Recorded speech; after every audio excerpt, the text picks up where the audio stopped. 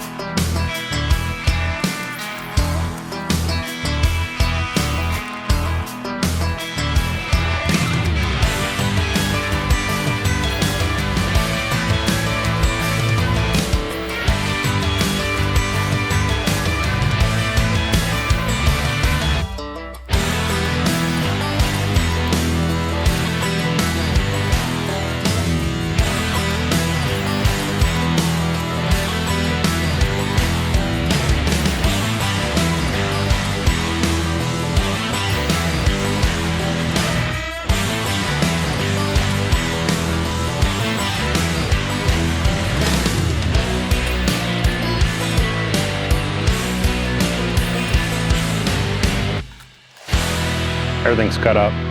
I'm gonna call it a break because it's starting to rain on me. I'm gonna come back. We're gonna get everything screwed together and get this knocked out. Super simple. As you guys saw right there, these cuts went real quick and simple. Easy to do. And we'll be back in just a little bit once this rain dies down or figure out what it wants to do.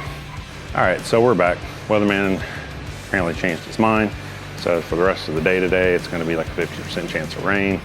And I wanna get this done, so camera's covered up, but we're gonna be out here finishing everything out on the driveway.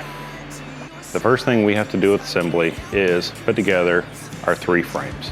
We have one small one using the shorter side supports, and we have 2 large ones using the deeper side supports. Put those together with our screws. Our screws are, it's kind of hard to see here. Get in close, maybe you can kind of see it. I don't know if it's focusing real well. but these are self-tapping deck screws. These are going to allow us to use pressure-treated lumber without the screws rusting out, and also allow us to not have to pre-drill everything. The lumber that we're using is still pretty wet from the pressure treating, so it's not going to run the risk of splitting as bad as hardwood lumber or dried out lumber.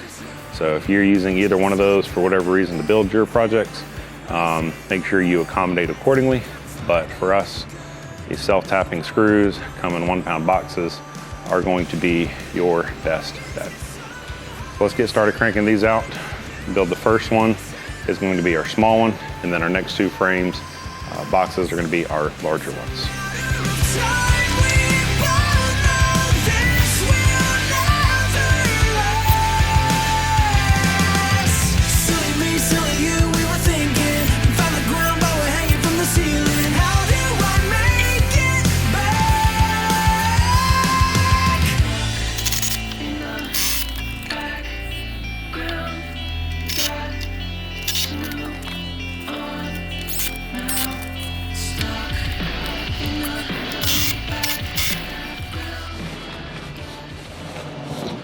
All right, a couple things to point out.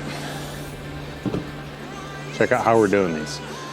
The short board is between our 2 long horizontal braces. Do not put these outside, put these in between. Otherwise, it will change the dimension. Your 5-gallon bucket will not fit inside of there. Onto the 2 big ones.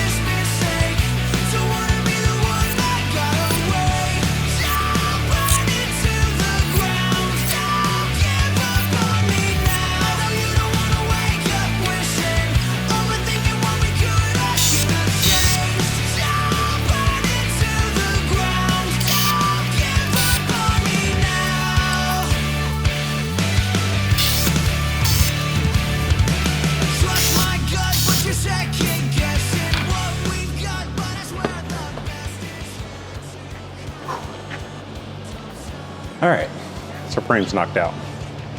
Next, we are going to attach our legs. Those legs will support our frames we just put up. One thing I forgot to say is another good thing to have, knee pads, especially if you're out here on the ground like this. Your knees will wear out, dragging all over the ground. So if you have some knee pads,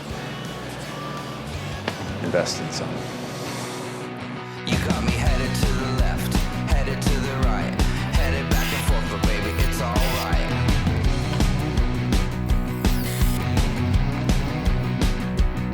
You got me going to the east, going to the west, going up and down, cause baby, you know best.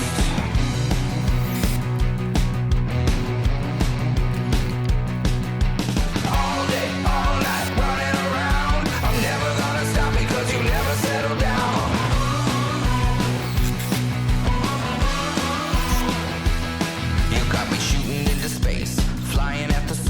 I'm never coming back, cause baby, you're the one.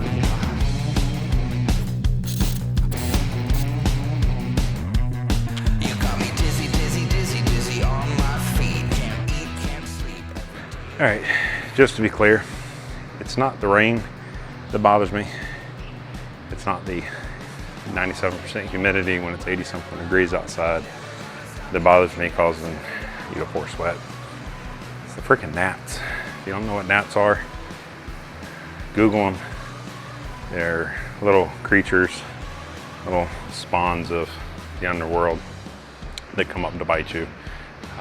They are immune to all bug spray, all repellents, and they are teeny tiny.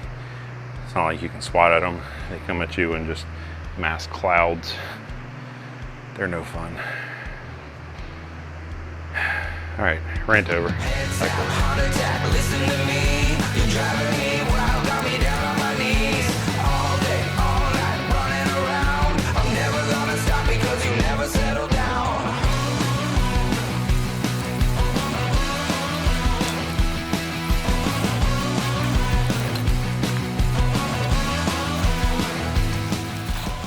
Sorry about that. Apparently my battery died and I didn't realize it, but I just put a couple clamps on it. A whole lot easier if you have somebody else helping you out with this step right here. But take your time, wiggle it up. Pressure treated lumber is not light, so don't hurt yourself. Ask for help if you need to. Screw all these together, and then we are going to put the bottom rack on, and then it's supports, and we're done.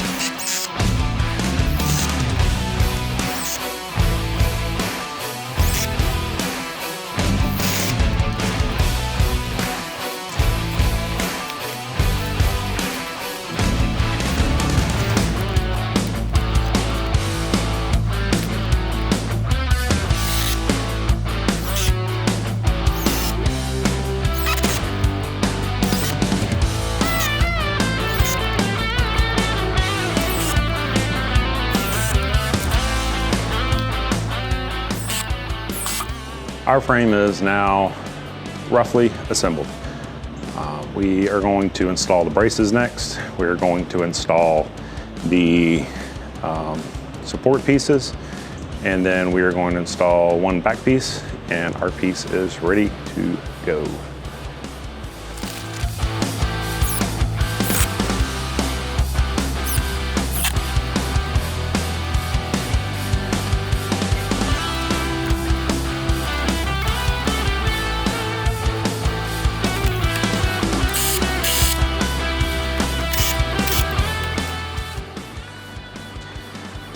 Handy tip, use your clamps under a piece, tighten it in, and let your stuff sit on top.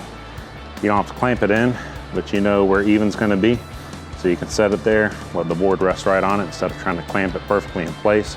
Or if you have a long piece, like that backer board right there for the front row, where you're not able to clamp the entire length, just go underneath for the piece that's gonna screw into. I'm gonna tighten this down, and then the board just sits on top while I headed to the other side and screwed the other side in, came back, popped it in.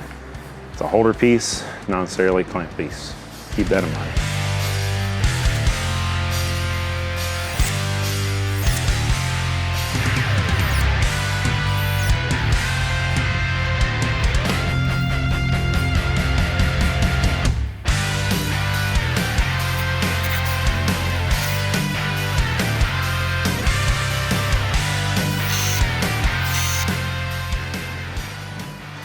So this front here, I always forget every single time.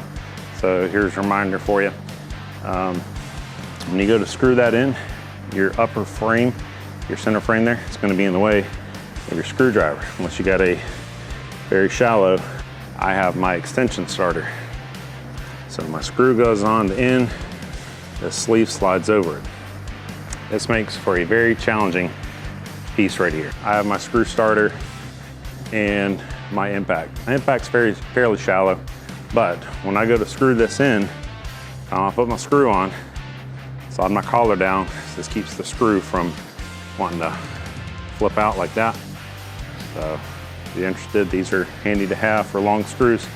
But when I go to start down, I have this whole length that has to fit there, and it's not going to. So coming out of side, start a little before, and so when you come down into your board, you're coming down at an angle, so you'll catch into the meat of the board under it. So we're coming in right there. Don't come in up top, because then you'll overshoot like that.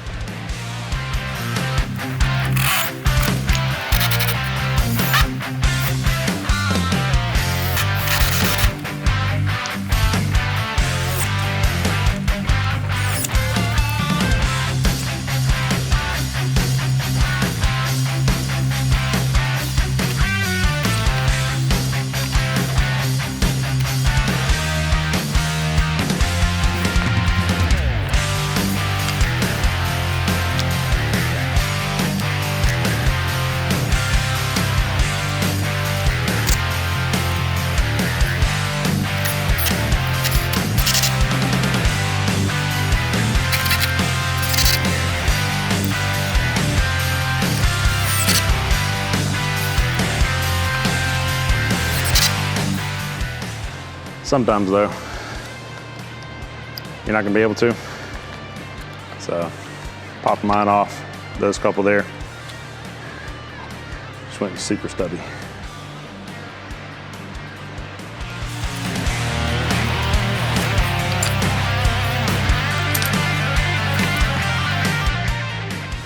All right, we're on our final two pieces here. So these are going to be the supports for the center. So we're gonna come about right in the center here. We're gonna install one horizontal piece on the lower frame, and that's going to meet up with our bottom brace of the front row for the buckets. And then we're gonna install a vertical support off of that to go up for our back bucket brace that our buckets are gonna sit on. This will include our build. I'm gonna go around, make sure all my joints and everything is tight and secured. I wanna make sure that all my screws are screwed in correctly. With it being wet lumber, the good thing is they go in easy, but they can also strip out. I know on the back, I had a situation where they started stripping out. So I put extra two screws in there and resolved that problem. So if you ever see where you need more screws, don't hesitate, put a few more in. It really helps support everything and lock it down.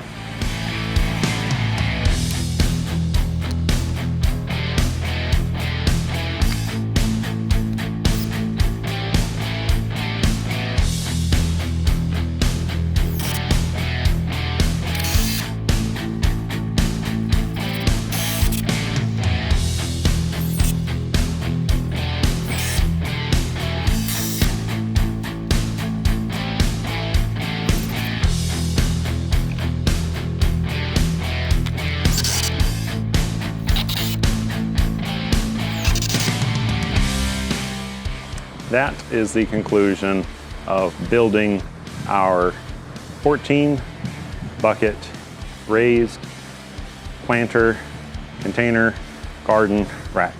It's a mouthful. Probably put extra words in there that I didn't need to.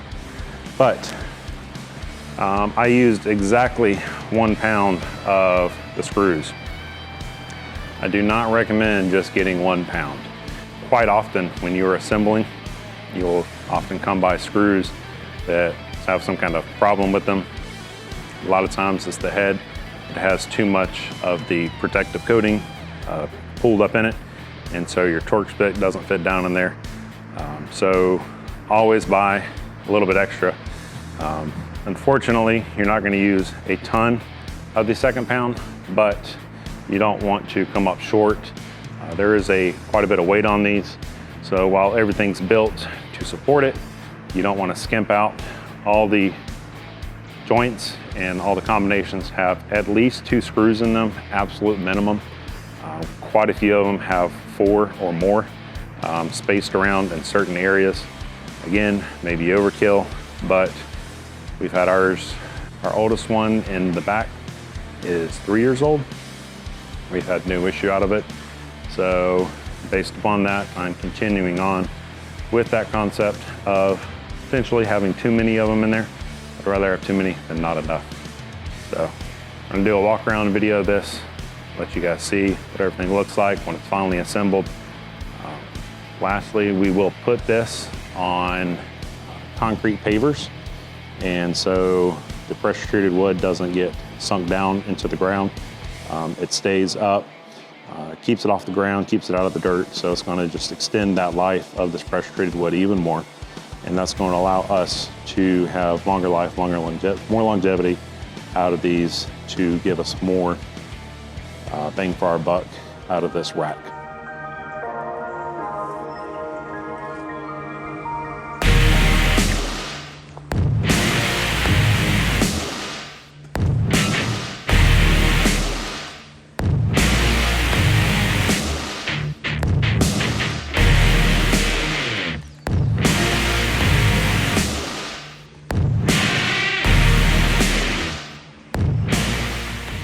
Whew. All right, well, that concludes the building of our 14 container, 5-gallon bucket raised rack. It was a fairly simple build. Helps when 2 people are building it, because one can hold and move things around, and the other one can do, measuring placements and then running the drill. Don't forget to hit up the show note links below. Get your plans off of Etsy. I try to make these real affordable, and the cost for these goes to buying more stuff for the farm, and it goes towards us being able to do more in our small space in our backyard here. Again, if you're running on a small limited space, these are excellent. As you can see over there, I have a 6 container one, and I don't think I have any 4s out here, but look out in our Etsy shop for different sizes of these. I'm going to be releasing more, but I hope that everyone enjoyed watching this video. Try to make it as detailed as possible without getting drug on with minutia details, but check the plans out, watch this video. So hit this link right up here. That's going to be our container gardening video to show you how to do 5-gallon buckets, plant stuff in there, get things started. Add on to it, you guys can have a prolific garden. These are overwintered pepper plants from last year. It is April, and a lot of these are really big already. This is a Mad Hatter here. These are delicious little sweet salad peppers. Tabascos in the back. We have some Thai chilies mixed in here. What else do we have? It's a jalapeno. We have some grande jalapenos. These are growing out. Variegated fish pepper right here. This one's got a little bit of heat to it, but it's a very pretty plant. Right behind it's a bell pepper. I'm really excited. We got a couple of Carolina Reaper plants that are growing. We lost 2 last year. We had some really hard freezes back in December of 2022, right at Christmas time. Very unusual for us here. Temperatures got down into the single digits for us in Southeast Georgia, zone 9A. Very hot and humid down here, so we were able to get everything inside, but I still don't think they really cared for it because it was just in the shop. But we have, the reason I'm building another one is, see all these down on the ground. We're rearranging a 6 over there and a 6 back here, and we're going to combine those together into the 14 and then free up some more so we can get the racks. If you got any value out of this video and you're building your stuff along, please drop a comment down below. Let us know that you are building one of these racks. They're fantastic. I'd love to see pictures of it. Please hit us up on Instagram at lemon_blossoms_farms, and so we can see all the stuff that you are doing. Tag us in it, show us your planter racks that you've made, and let us know how easy it was for you to build. We love feedback if there's things that we can improve or explain further that didn't make sense. Other than that, don't forget, like, give it a thumbs up. Please subscribe. So thank you for watching, and I'll see everyone on the next video. Y'all have a good one.